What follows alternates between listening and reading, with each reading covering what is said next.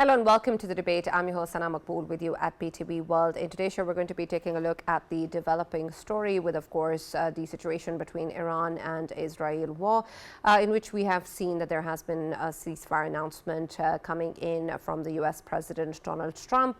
There were reports, of course, of potential violations of ceasefire. Iran, of course, has denied that. We also had reports coming in of Israeli airstrikes taking place, but U.S. President Donald Trump has claimed that the ceasefire is in place despite the initial violations. And this is important, of course, in terms of understanding what really is going on and how the situation went from a possibility of escalating into an all-out war in the Middle East to what we have seen Mr. Trump call a 12-day war.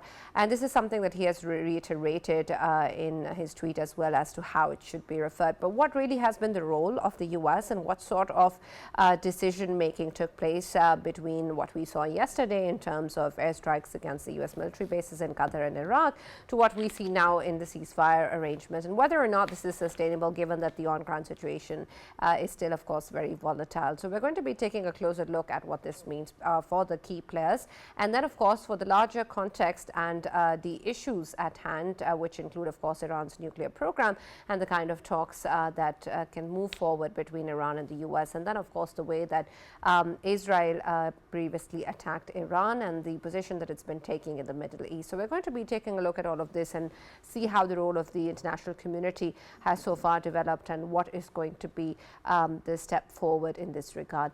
For this and more, as always, in the studios, I've been joined by senior analyst Farooq Badafi and Raja Faisal, and we've also been joined by former ambassador Mr. Shahid Gyani, who's joined us online. Thank you very much, Gyani Sahab, for being a part of the discussion today, and we're happy to have you on the show to share valuable input. And I'm going to start with you because I want your perspective in terms of what you think has happened between yesterday and now, when we see that there was a potential of a huge escalation taking place in the region to what we have today, which is, of course, a ceasefire announcement coming in from Mr. Trump himself.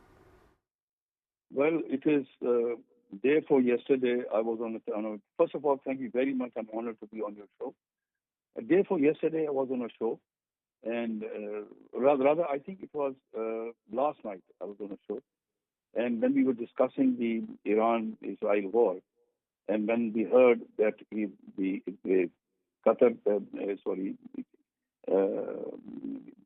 United States had attacked Iran and has damaged its nuclear installations, and in response, Iran has attacked the U.S. base in Qatar. And I said, I think this is now a war between Iran and the United States.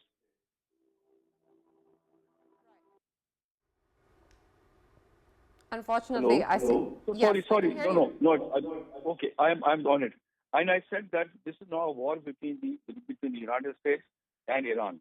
So it had to end. It could not have gone beyond this. And I said, now the war is going to end. And this is what has exactly happened. Now, but what has happened is that my thinking was that Qatar, as a symbolic, has attacked, and it did not attack the base, but it attacked somewhere close to it, just to send a message to the United States that it cannot remain silent. It is answerable to its own people. The way United States leadership thinks is answerable to the people. So the war has ended, and if you look at what President Trump has said, that he was quite annoyed at the war, the ceasefire having been being done through the good offices of Trump. And I've read that it was Qatar which reached out to both Israel and Iran to put an end to the war. And he was very upset that in spite of the ceasefire having been reached, both the countries, especially he was very upset with Israel, who had violated the ceasefire agreement. But now what I understand is that yes, thank goodness this war has come to an end for the time being. I'm not very sure will it last or not, because it has created immense and serious concerns for the regional countries, which includes Pakistan, Russia, China, and the Gulf countries. Because if it had expanded, it would have created very serious problems for all these countries. For the security of the people and for the economy of these regions. So let's hope sanity prevails. Let's hope, especially in terms of the message goes to Israel that this is not going to work. It had imposed a war on Iran.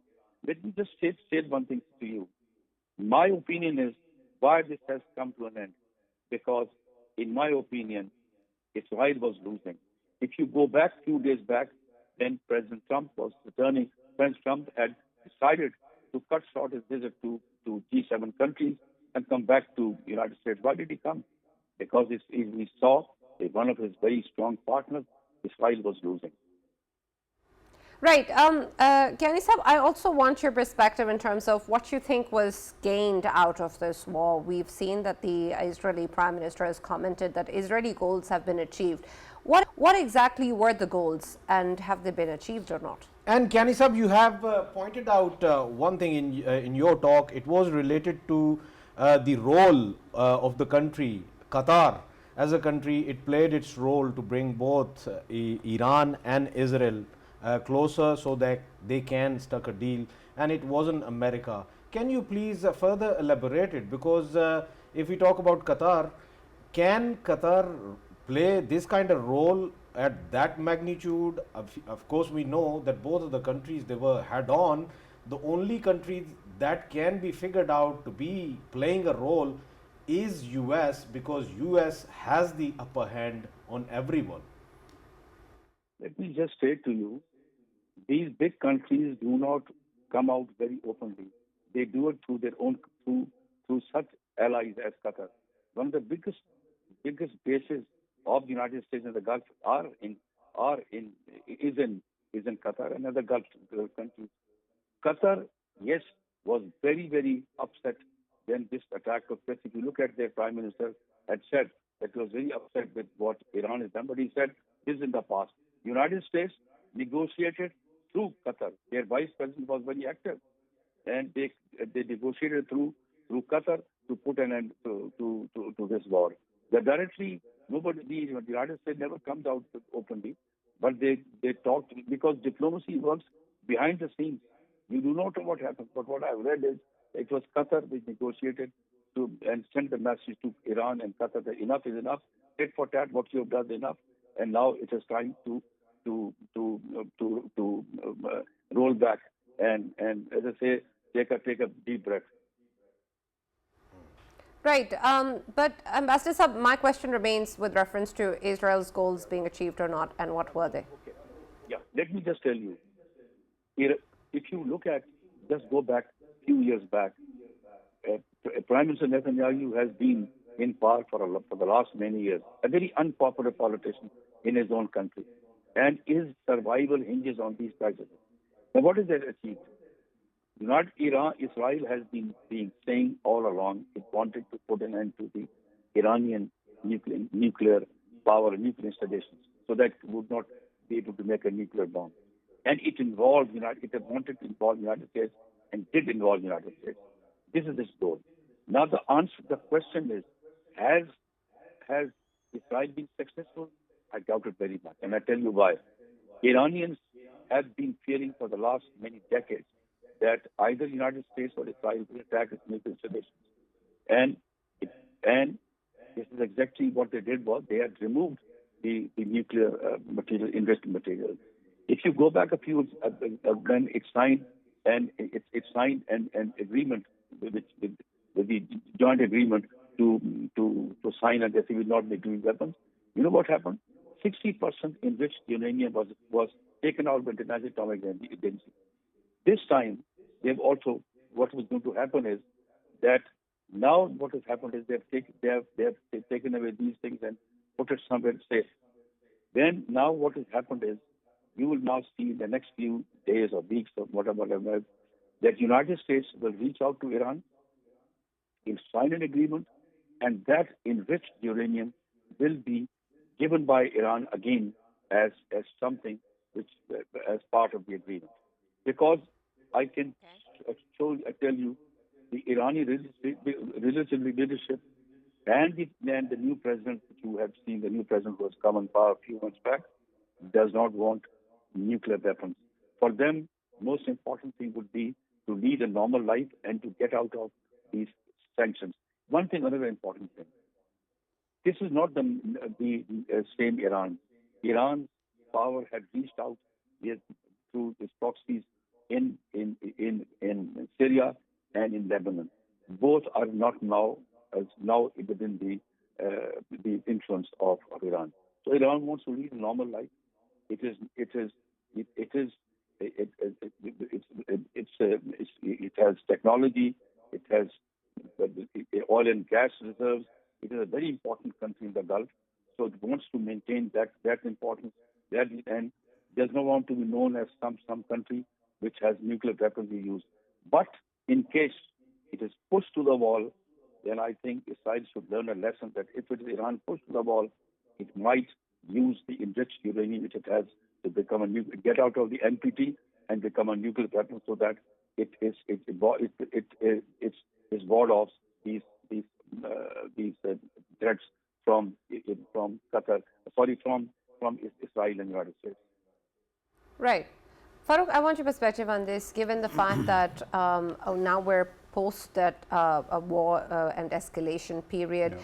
There was, of course, a possibility or a scheduled talk taking place before the attack by Israel on Iran. And then, of course, we have seen previously how those talks have continued to happen. But in terms of where we stand today and what the Iranian leadership has communicated, that it's ready to work and to work together and collaborate with the U.S.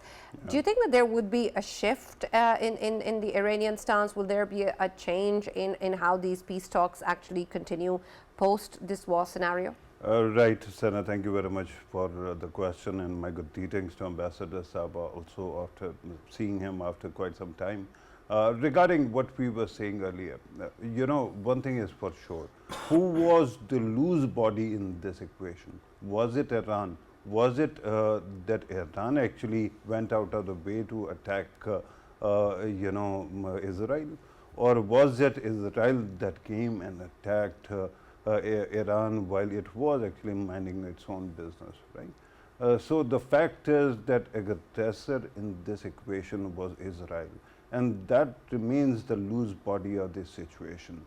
Of course, when you talk about President Trump, last night when Iran struck Al-Udeid base in Qatar, at that time it was fog of war, so everybody was saying whatever they wanted to. But there were two things that were underscored by our worthy guest yesterday, and that was repeated by me as well. Even though there were claims that Iraq has also been struck, and there were claims that perhaps Bahrain might also be, sounding alarms or something of that sort. But the fact remains that at that time there was only one country that was struck, and that was Al-Udeid, base. And at that time also there was this element of performative, revenge taking, that you actually first announce it and then you go and do whatever you want to. And after that, of course, at that time also I pointed out that it is very difficult to predict what President Trump is going to do. Mercifully, he took it as just getting things out of the system. So he actually immediately started, announced that he is ready for a ceasefire, and then he actively reached out. Today we saw the gaggle or talk that you were referring to before him embarking on Air Force One. At that time, he particularly actually spoke about, Israel not cooperating. And after that, of course, when he was on Air Force One, 3 hours ago, another video emerged, and in which he is very clearly saying that Israel has actually turned around its planes upon his call, and now the ceasefire is holding. So that means that ceasefire is there. Now, how do we go from here to somewhere else? Yeah. The problem, once again, I think that Iran might be slow in negotiation, but it was on the table when it was attacked. It was Israel which wasn't. And the problem once again lies with Bibi Netanyahu's politics, because On one side, he has attacked Iran, but Iran wasn't the first country, right? He has already attacked Yemen. I'm going in reverse order. Syria, and then Lebanon also, and before that Gaza. Gaza still continues. So his desire to expand or externalize his own political woes seem to continue. We don't know what will happen. But Iran is going to come back to negotiations. One thing has been settled, that Iran will not have a military grade nuclear program. So there's a possibility, what Ambassador Saab was earlier saying, that they might at some stage voluntarily give up the fissile material. But then they will also be a recipient of some kind of civilian nuclear program. So there has to be some kind of deal. Whether Netanyahu will tolerate that or not, or whether Netanyahu is going to survive as a political element, because he is literally walking on a tightrope, because there's so limited space now. On one side he's facing trials, on the other side there are demands for accountability of failure on October 7th, and then of course whatever is happening in Gaza is a permanent blot on Israel's face as well, and that is also because of Benjamin Netanyahu. And then there were attempts to actually bring him down. There was a vote of no confidence which he succeeded in thwarting, but it can once again return. Now that Israel is officially not in a war, that can happen again. Right, and I want your perspective too, Faisal, given the fact that what we're seeing right now, of course, is a volatile and fragile situation, and we don't know where it's headed. The commitment or the resolve seems to be there, but what will happen remains to be seen. And so please add to the perspective in terms of what the Iranian-US peace talks and the shape it's going to take, but also add to that the kind of rhetoric that we saw most recently by Mr. Trump in what he has called for towards Israel to stop the airstrikes, saying that he's particularly unhappy with them for violating the ceasefire. And I want your take on that. While I understand that that's something that he has said, how much of that really impacts the relationship here, and whether or not this is something that even just in words Israel has heard before? Yes, Sana, first of all, I'll highlight the Iranian version of it, because I have been in talks with a couple of high-profile think tankers sitting in Tehran. What they maintain is that their uranium was actually first being taken to, when they were enriching it, whatever the material they were enriching it of uranium, that was actually being taken to France, and from France they were checking it and they were making sure that it is not that material that can be taken as something can be used to make a nuclear bomb. And of course they believe that that Iran's nuclear program was being scrutinized by IAEA on the regular basis, and since a long time this practice was taking place, in which Iranian uranium was actually going to France, and from there that was being checked and then made sure, they always used to make sure that it is not of that level that can be achieved in terms of making a bomb. In this whole scenario, they believe Iran was in compliance with all of the IAEA advices. And secondly, the sixth round of the talks between the Americans and the Iranians, they kept on saying that they need this program just for their energy use, for their of course well-being of the people of Iran. And Americans, they knew, and CIA kept on saying that Iran's program is not a dangerous one, it is not heading towards an atomic bomb at all. And the reports were there, and even it has been highlighted on the media as well. So Americans, they hadn't had any issues with that. But when it comes to the bone of contention in today's Middle East, that entirely is Israel. Israel and one man, Benjamin Netanyahu, his whole politics revolves around one narrative. He kept on saying to his own people for 20 odd years that I will make sure that Iran will never achieve any kind of nuclear program. be it for the for the safer use, for the energy use, or for the peaceful use, or be it for the bomb making.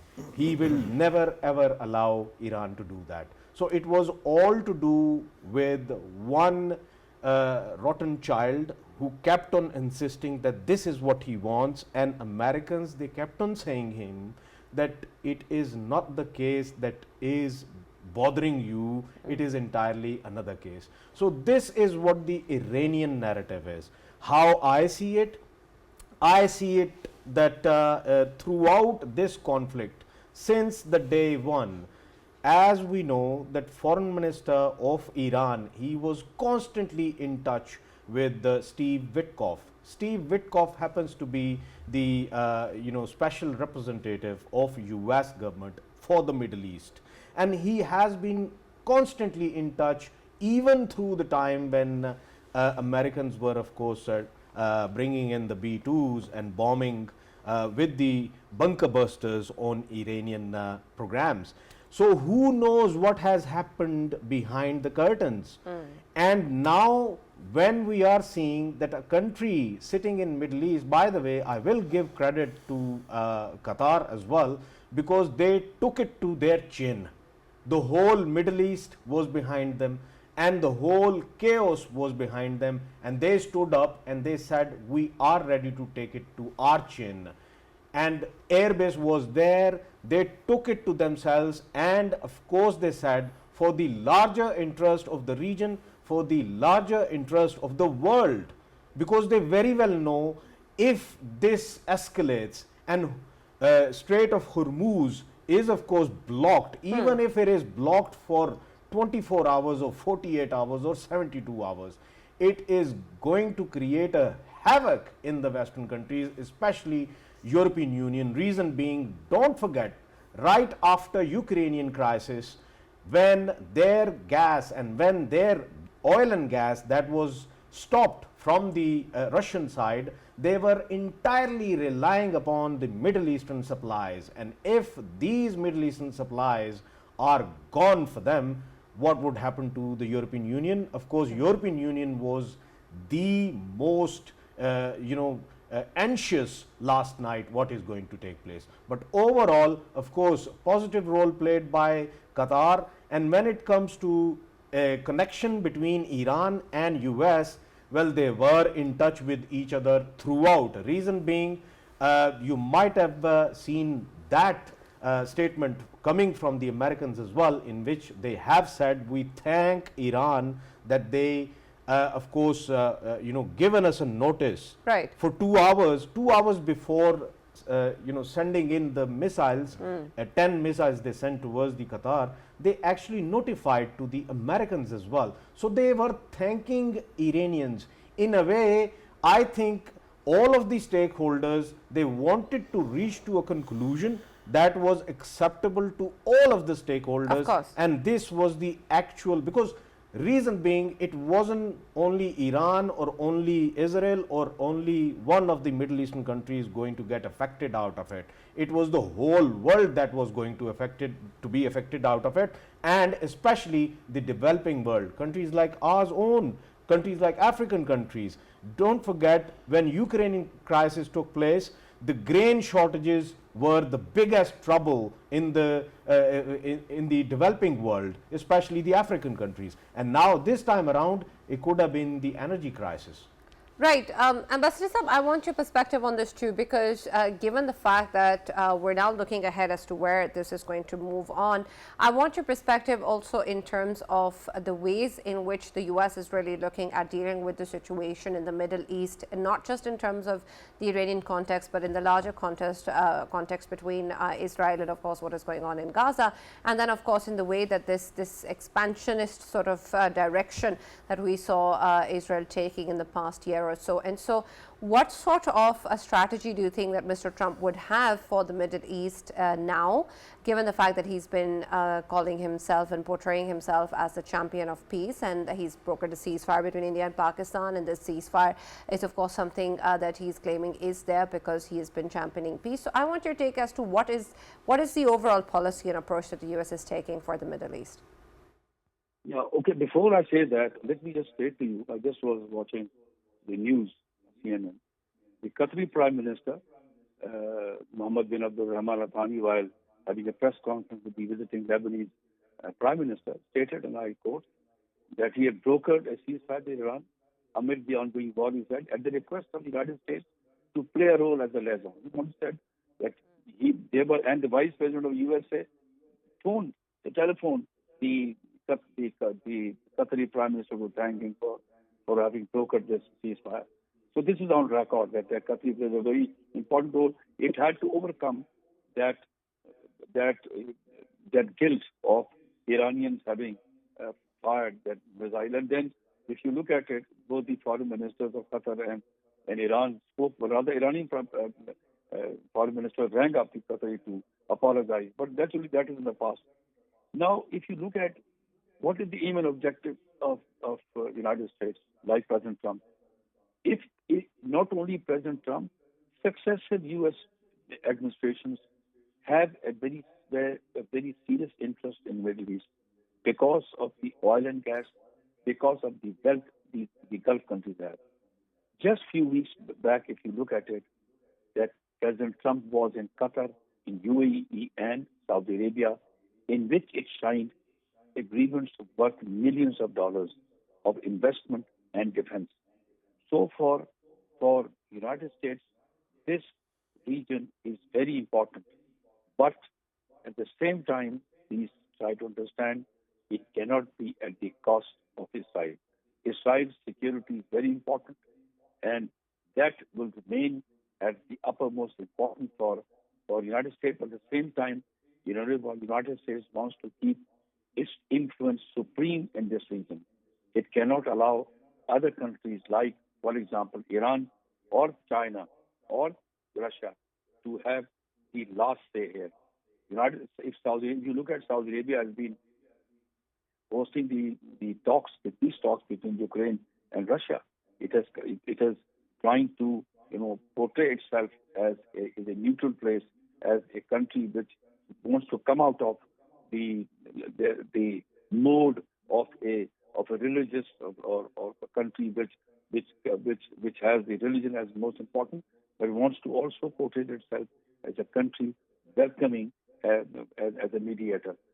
So the United States will continue to its aim and objective remains the influence in Middle East has to be supreme, and it will not allow countries like Iran, as I said to you, China, or Russia to have the final say. This is going to be there. It is a bitter truth. Just want to tell you something very closely connected to what has happened here.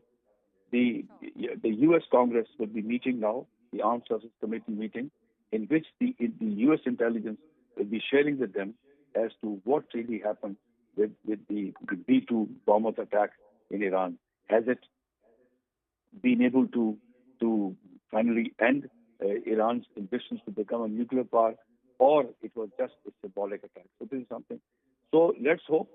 My own opinion is, let's hope that sanity prevails, because any attack on Iran, it would have serious repercussions for the region, especially for us. We have a long border with Iran, and for China and Russia also, and for Turkey. Other countries in the region were very apprehensive that this war should end, because it has created serious economic and security problems for the countries in the region. Right. Thank you very much, Ambassador Yanisab, for joining us and being a part of the discussion today and sharing these valuable insights. And building on that, Farouk, I want your perspective in the ways that what's going on within the U.S. when we take a look at the situation. How are they actually viewing the Trump administration and the role that it has recently played, given the fact also that, as we've previously discussed, that this wasn't something that was discussed with the Congress when the U.S. actually decided to attack Iran. And while there are precedents that exist, but what really is going on within the U.S. in the ways that they're looking at the Trump administration?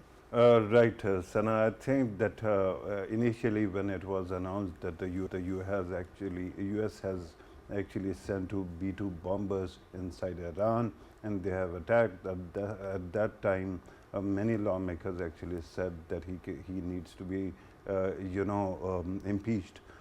But since then, a lot has changed, right? Yeah. Particularly people from Republican Party who were actually criticizing him. Immediately, what happened?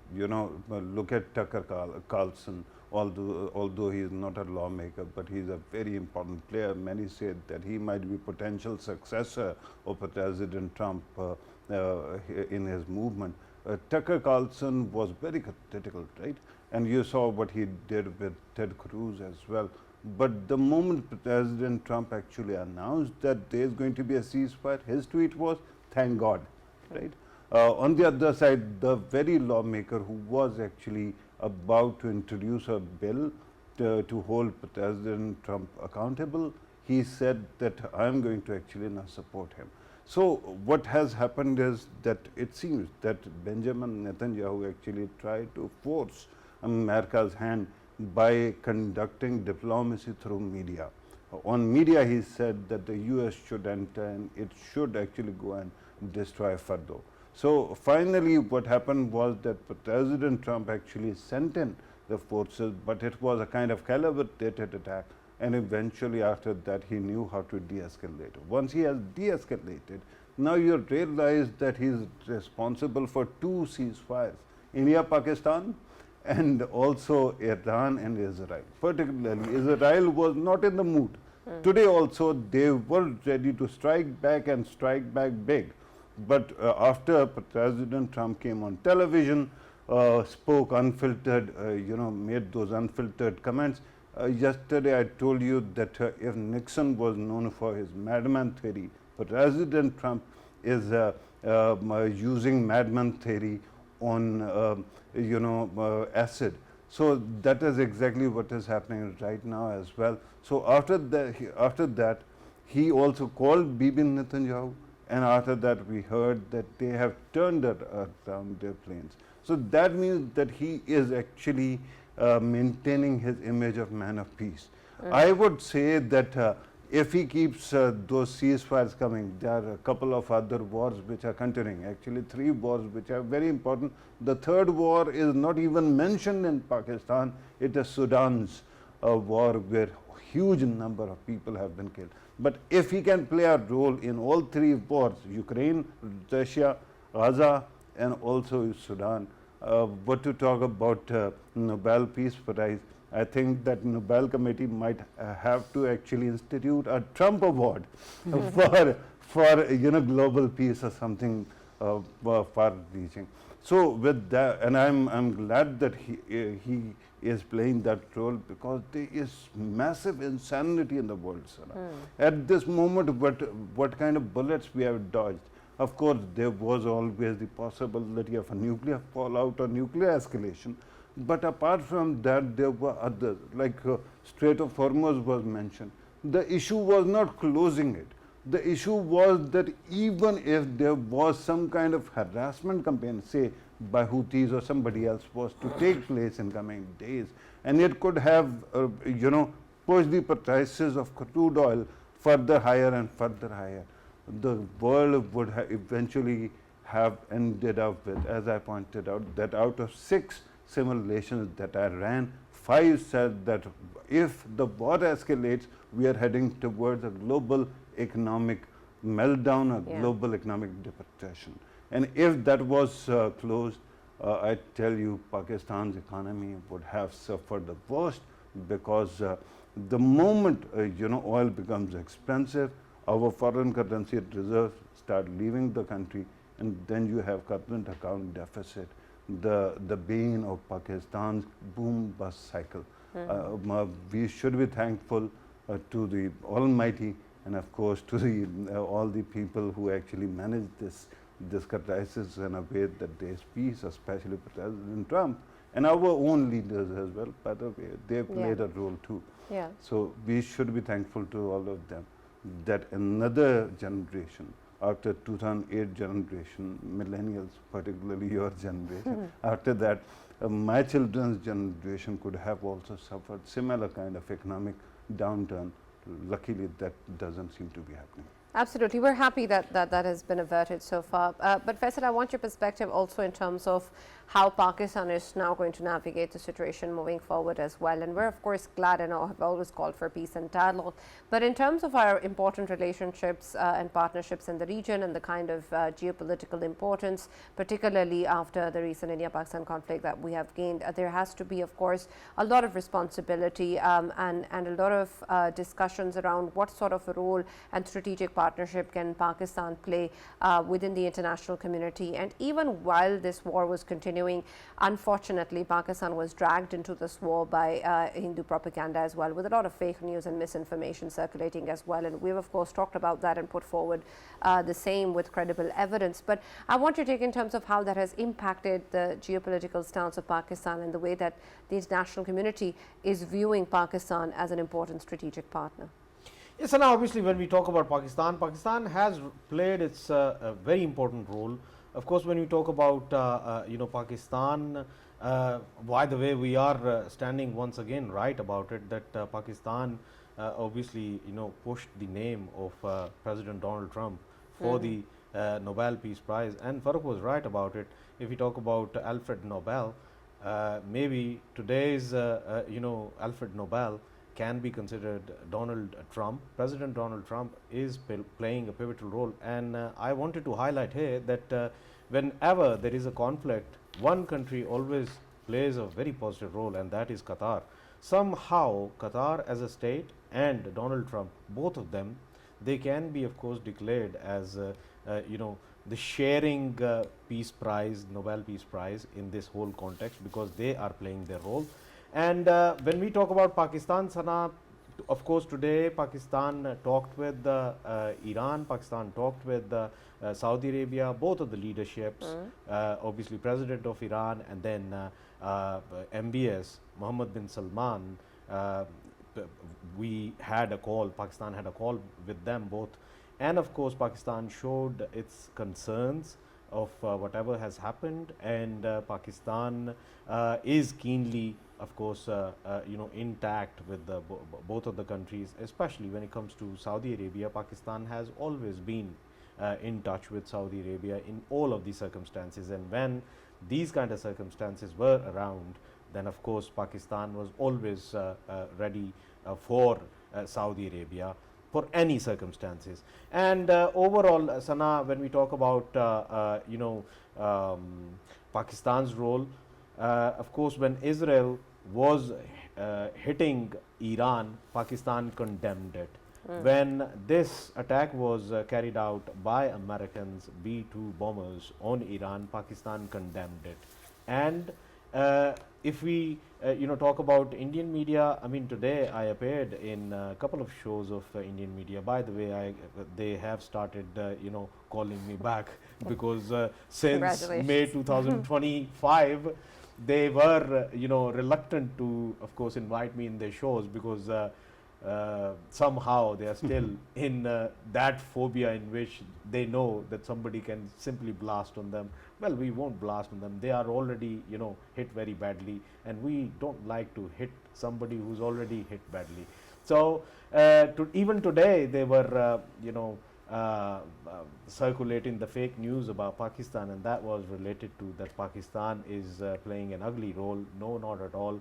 Ask Iranians, ask any country of the Middle East, ask the Americans what kind of advice Pakistan has given them, and then ask anyone in the world about Pakistan's role in it.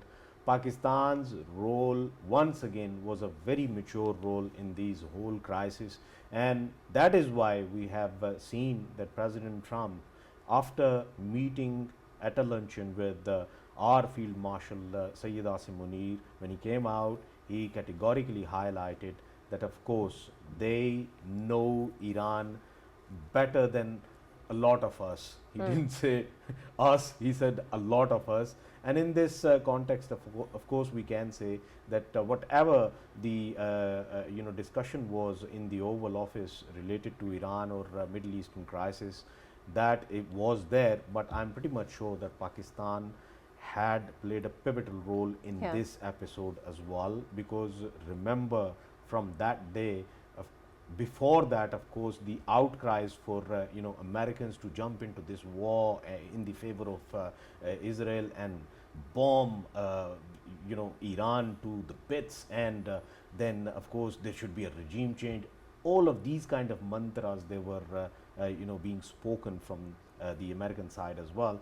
But right after that meeting, there was calmness, and there was there was a mood of finding ultimate solutions to it, because everyone knew that this is getting ugly, and Right. before it gets the ugliest, of course, they had to reach to a conclusion, and finally it is better for all of the regional countries as well as the whole world.